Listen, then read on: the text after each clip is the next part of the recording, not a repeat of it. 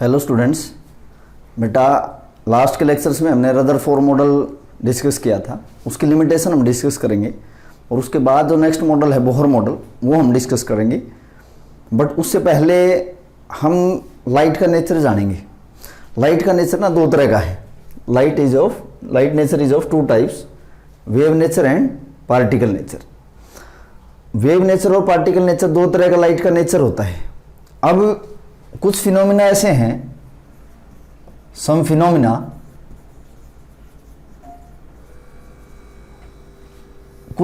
ऐसे हैं जिससे लाइट का वेव नेचर एक्सप्लेन किया जा सकता है।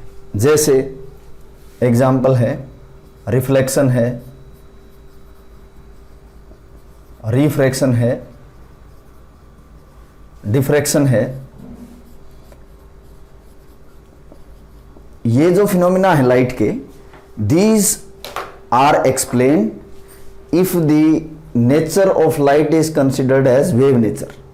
ये जो फिनोमिना है रिफ्लेक्शन, रिफ्रैक्शन या डिफ्रैक्शन, ये तब एक्सप्लेन किए जा सकते हैं अगर लाइट का वेव नेचर हो या लाइट का हम वेव नेचर माने। और जैसे रिफ्लेक्शन आप क्या होता है, ये बहुत लोअर क्लासेज में हम पढ़ के आए हैं। रिफ्रैक्शन बेसिक चैप्टर में लाइट का अगर पार्टिकल नेचर है तो ये फिनोमिना जो दो एक्सप्लेन करेंगे, यहां पे मैं एक्सप्लेन कर रहा हूं कि black body radiation and photo electric effect. देखो, अगर लाइट का पार्टिकल नेचर मान लिया जाए तो ये जो ब्लैक बॉडी रेडिएशन है या ब्लैक बॉडी फिनोमिना है या फोटो इलेक्ट्रिक इफेक्ट, ये एक्सप्लेन किया जा सकता है। या हम ये भी कह सकते हैं कि लाइट का अगर वेव नेचर माने तो ये ही फिनोमिना एक्सप्लेन किए जा रहे हैं।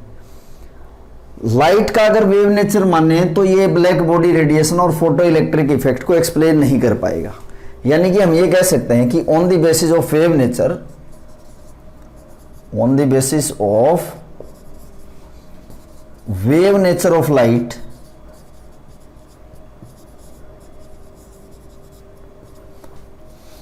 Black body radiations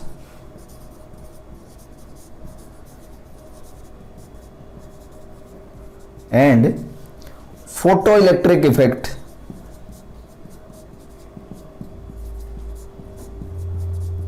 can not be explain.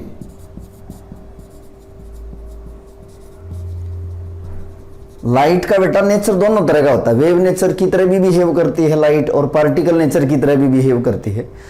अब ये जो फिनोमिना है ना जो लिखे मैंने, अगर लाइट का वेव नेचर माने तो ये फिनोमिना एक्सप्लेन किए जा सकते हैं on the basis of wave nature of light.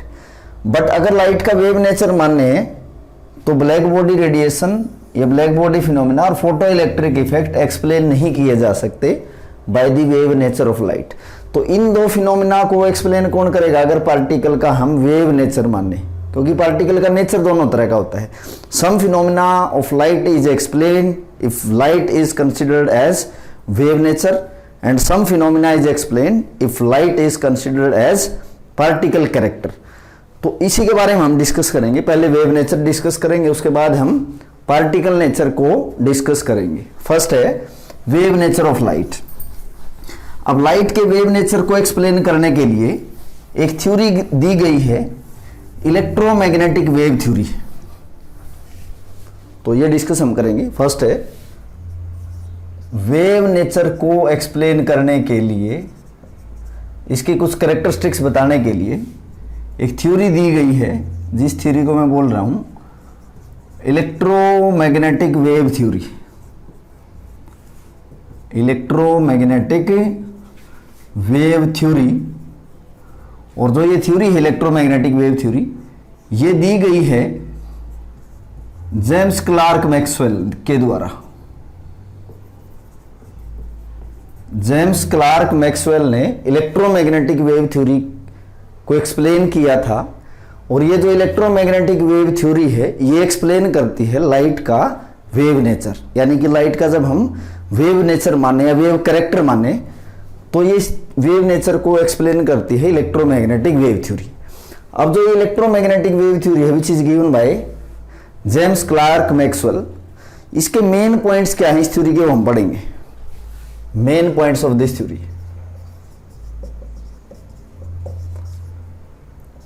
बहुत इंपॉर्टेंट है बेटा, ध्यान से सीखेंगे। फर्स्ट है, देखो कोई भी जो सोर्स है ना लाइट का, कोई भी सोर्स है जो लाइट का, जैसे कि बल्ब है जिसके अंदर से हम इलेक्ट्रिसिटी पास करवाते हैं तो फिलामेंट लाइट एमिट करता है। ऐसे ही जैसे कोई हीटेड रोड है, आयरन रोड है, अगर आप उसको गर्म करोगे तो वो रेडिएशन एमिट करेगी। किसी आयरन रोड को आप गर्म करोगे तो देखोगे उसके अंदर से रेडिएशन एमिट होंगी। तो वो जो रेडिएशन एमिट होती है, मैंने बताया कि कोई सोर्स लाइट जो एमिट करता है, according to this theory, wave theory के बेस पे है ये, कि अगर कोई सोर्स है लाइट का जो लाइट एमिट करेगा तो वो कंटिन्यूसली करेगा। कंटिन्यूसली का मीनिंग क्या होगा वो भी आगे हम डिस्कस करेंगे। तो फर्स्ट पॉइंट है, any source of light,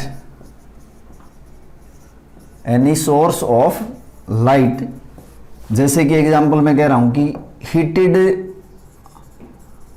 road है, हीटेड आयरन रोड, या बल्ब है हीटेड आयरन रोड, तो जब ये गर्म करोगे ना आयरन रोड को तो वो अपने अंदर से रेडिएशन क्या करेगी, एमिट करेगी। तो कोई सोर्स जो है लाइट का, वो लाइट को कंटिन्यूस एमिट करेगा, emit light continuously, but not discontinuously.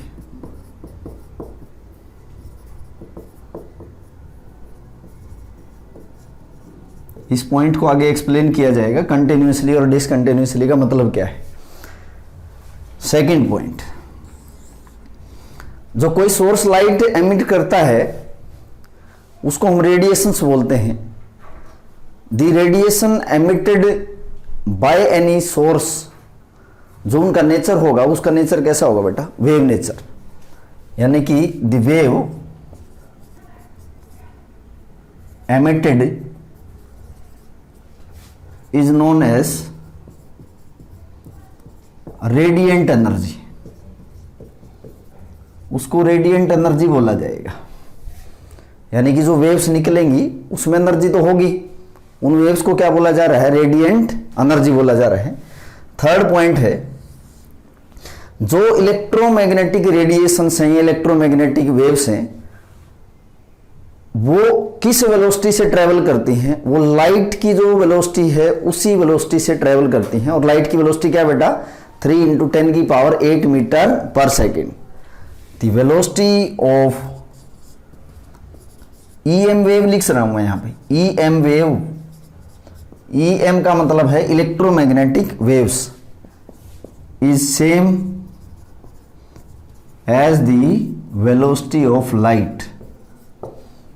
जो लाइट की वेलोसिटी होती है उसी वेलोसिटी से ट्रेवल करती हैं, that is 3 × 10⁸ metre per second.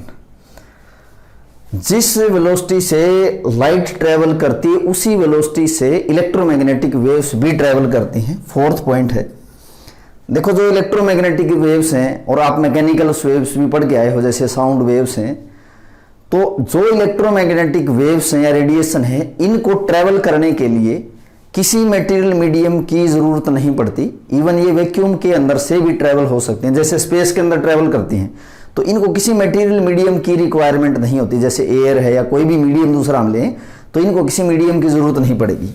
तो they travel in space also, that is they do not require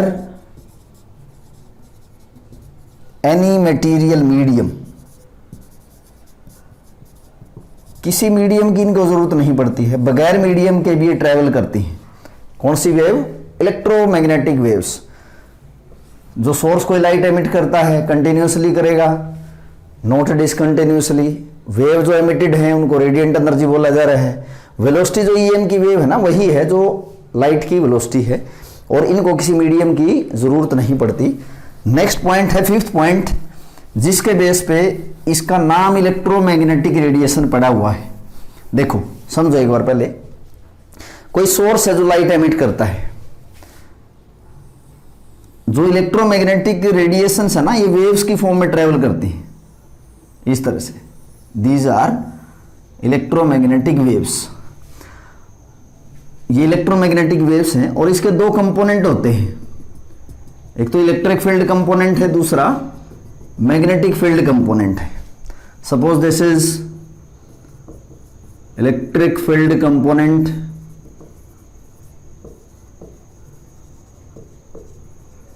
और ये है जैसे magnetic field component, magnetic field component. कोई सोर्स जो लाइट एमिट करता है उसके दो कंपोनेंट होते हैं, इलेक्ट्रिक फील्ड कंपोनेंट भी होता है और मैग्नेटिक फील्ड कंपोनेंट भी होता है, और ये दोनों एक दूसरे के क्या होते हैं, परपेंडिकुलर होते हैं। Both these are perpendicular to each other, यानी कि इनके बीच में एंगल कितना रहेगा, 90 डिग्री का एंगल रहेगा। अब इन दो कंपोनेंट की होने की वजह से, इलेक्ट्रिक फील्ड कंपोनेंट भी है और मैग्नेटिक फील्ड कंपोनेंट भी है, इसी वजह से हम इसको इलेक्ट्रोमैग्नेटिक वेव्स बोलते हैं।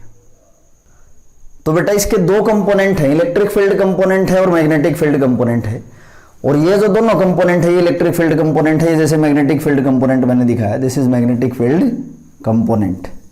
ये दोनों एक दूसरे के क्या हैं, परपेंडिकुलर रहेंगे, both these are perpendicular to each other. और ये दोनों कंपोनेंट लाइट जिस डायरेक्शन में प्रोपोगेट होती है उसके पी परपेंडिकुलर होते हैं। तो इलेक्ट्रिक फील्ड और मैग्नेटिक फील्ड कंपोनेंट होने की वजह से हम इसको इलेक्ट्रोमैग्नेटिक वेव बोलते हैं। वाई? क्योंकि इसका इलेक्ट्रिक फील्ड कंपोनेंट भी है और इसका मैग्नेटिक फील्ड कंपोनेंट भी है, यहीं से इसका नाम आया है। तो इसका नेक्स्ट पॉइंट है जो लास्ट है, बहुत इंपॉर्टेंट है, जो EM वेव्स हैं, EM waves means electromagnetic waves have electric field components, electric field component and magnetic field component, magnetic field component which are perpendicular to each other.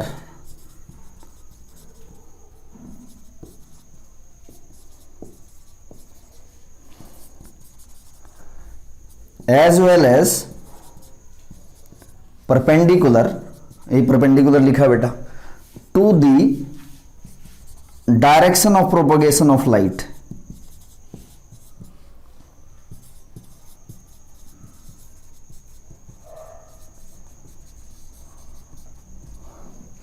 तो इसके जो दो कंपोनेंट हैं म्यूचुअली परपेंडिकुलर हैं, और ये दोनों कंपोनेंट जिस जो सोर्स लाइट का एमिट करता है सोर्स, उसके भी परपेंडिकुलर होते हैं जिस डायरेक्शन में लाइट प्रोपोगेट होती है। तो these are some of the important point regarding the electromagnetic wave theory, जो कि किसने दिया था इस थ्योरी को, जेम्स क्लार्क मैक्सवेल ने दिया था।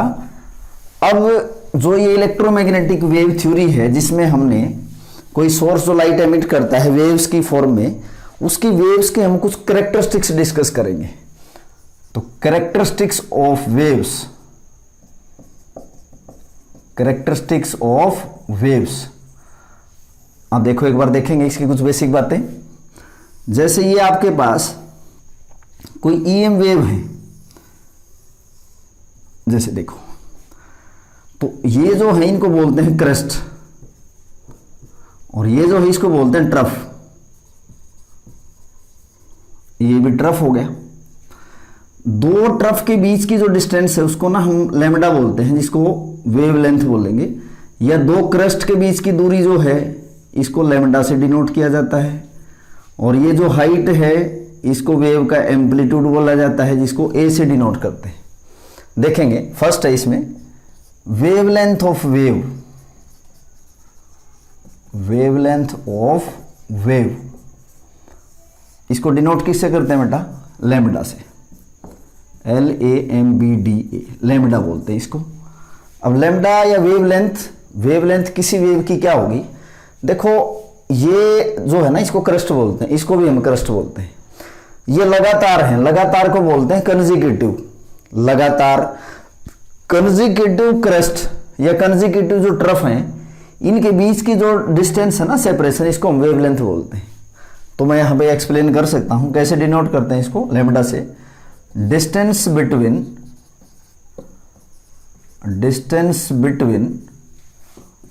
टू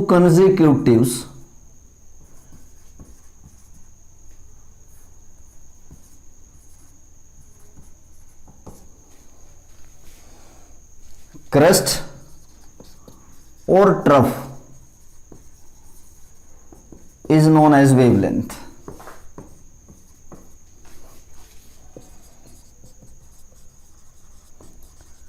और वेवलेंथ जो है, वेवलेंथ को जिससे लैम्डा से डिनोट करते हैं, इसको मेजर कैसे करेंगे?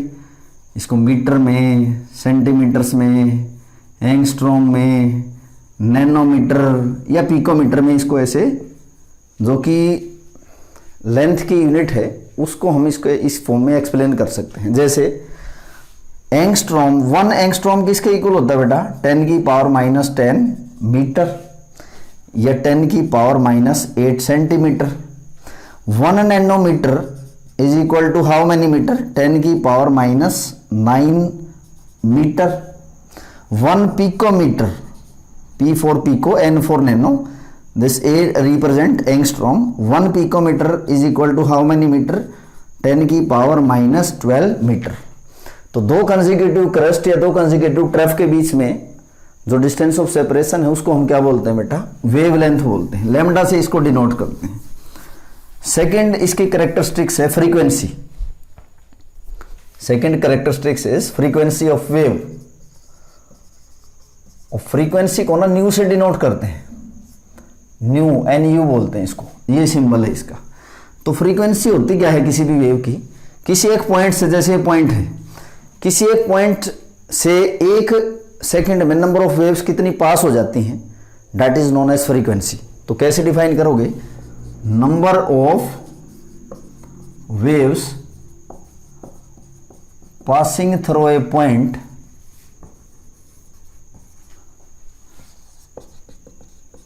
in 1 second. इसको हम क्या बोलेंगे बेटा? फ्रीक्वेंसी। और फ्रीक्वेंसी को कैसे मेजर किया जाता है? हर्ट्ज में मेजर किया जाता है।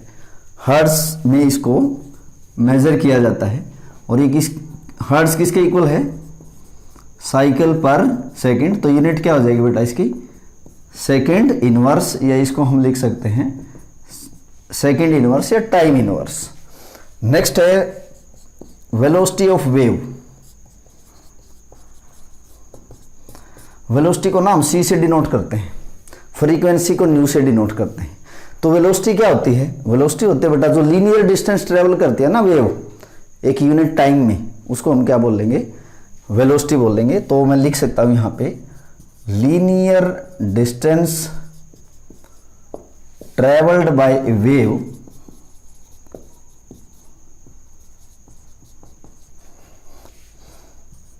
पर सेकेंड हम लिख सकते हैं, या पर यूनिट टाइम।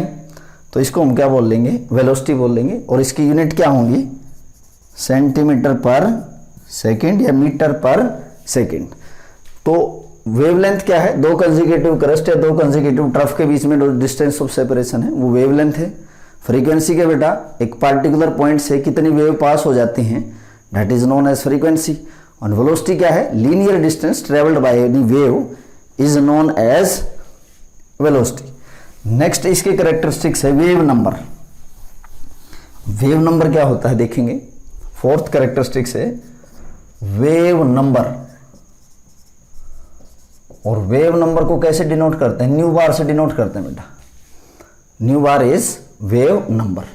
अब देखो न्यू बार होता है क्या है? एक यूनिट लेंथ में, एक यूनिट लेंथ के अंदर नंबर ऑफ वेव्स कितनी प्रेजेंट होंगी, that is known as wave number. तो बेटा वेव नंबर को कैसे डिफाइन करोगे?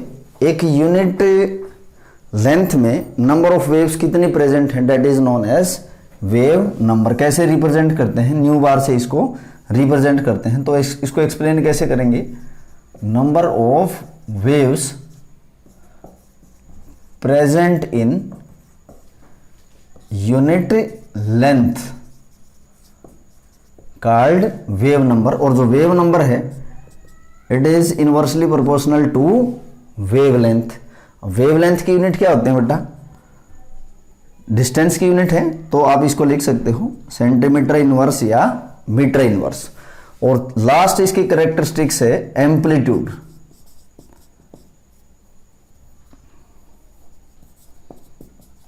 एम्पलीट्यूड ऑफ वेव, ए से मैं इसको डिनोट कर रहा हूं। तो what is amplitude of wave?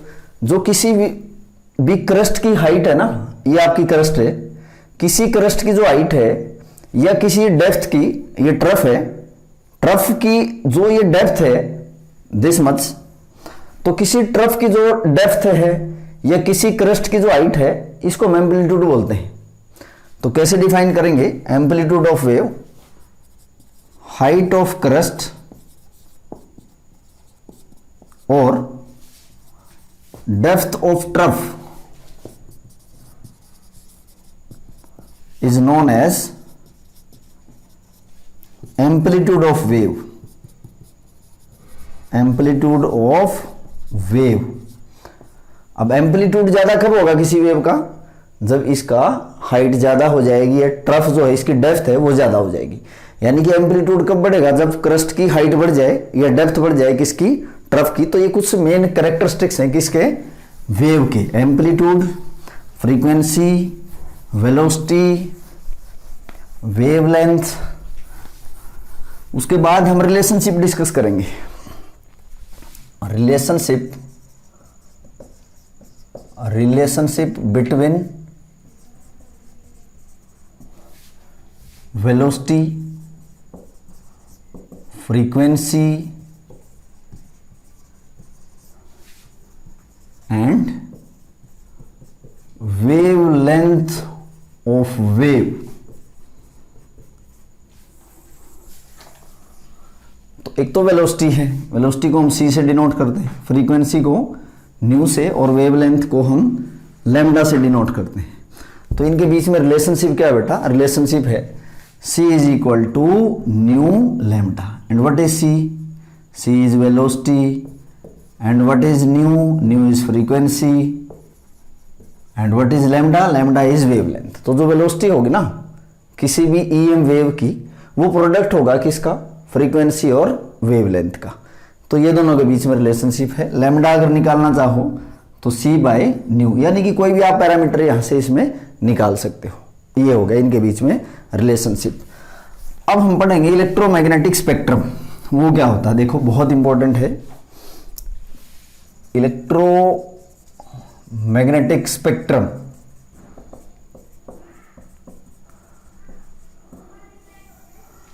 देखो, इलेक्ट्रोमैग्नेटिक स्पेक्ट्रम होता है क्या है? इलेक्ट्रोमैग्नेटिक वेव्स के बारे में हम पढ़ रहे हैं।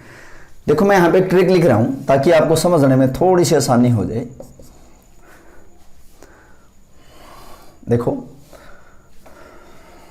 रेडियो वेव्स,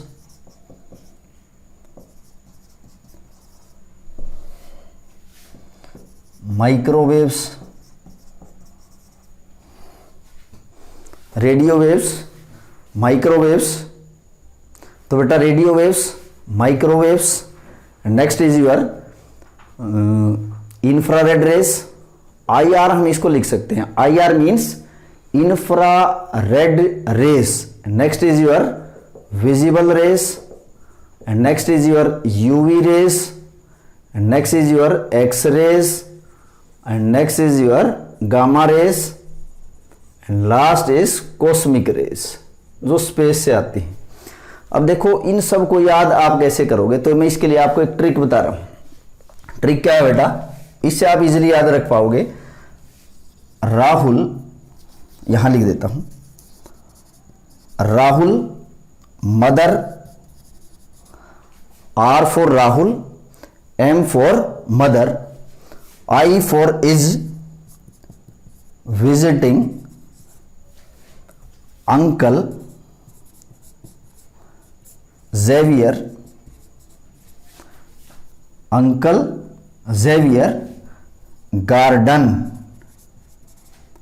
देखो एक बार, R for Rahul radio waves होगी, M फॉर मदर जिससे माइक्रोवेव्स बनेंगी, IR for is infrared rays, V for visible जो कि विजिटिंग से आया है। ये तो ट्रिक है बेटा एक याद रखने के लिए। UV means you means uncle यहां पे, अल्ट्रावायलेट रेज, और ये एक्स रेज है, X for Xavier and gamma means garden, और कॉस्मिक रेज। देखो इन सब वेव्स को, इलेक्ट्रोमैग्नेटिक वेव्स को अरेंज किया गया है ऑन द बेसिस ऑफ जो ये रेडियो वेव्स हैं इनकी वेवलेंथ सबसे ज़्यादा है, तो मैं लिखूंगा डिक्रीजिंग वेवलेंथ, यानी कि ये जो रेडियो वेव्स हैं इसकी वेवलेंथ क्या होगी, लैम्डा इसका क्या होगा, हाईएस्ट, मैक्सिमम आप कह सकते हो, लैम्डा इज मैक्सिमम। और जो कॉस्मिक रेज हैं इसका लैम्डा क्या होगा बेटा, मिनिमम होगा, कम से कम इसका लैम्डा होगा वेवलेंथ। और डिक्रीजिंग वेवलेंथ है और हम लिखेंगे इंक्रीजिंग फ्रीक्वेंसी,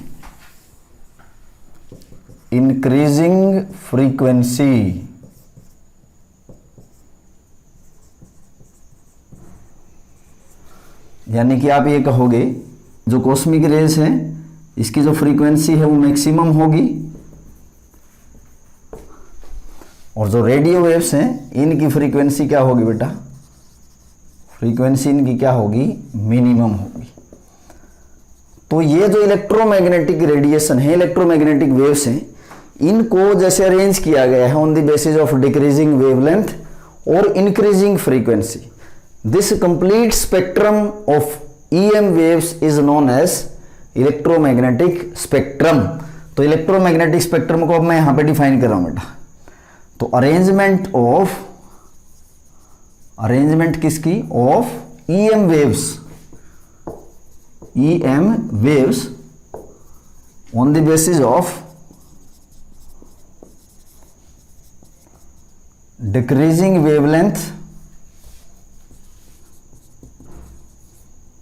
वेवलेंथ को लैम्डा से डिनोट कर सकते हैं, एंड इंक्रीजिंग फ्रीक्वेंसी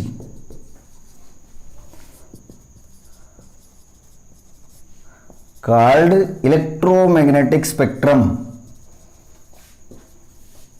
इसको हम क्या बोलेंगे बेटा, इलेक्ट्रोमैग्नेटिक स्पेक्ट्रम बोलेंगे कि इनको हमने अरेंज किया है decreasing wavelength and increasing frequency.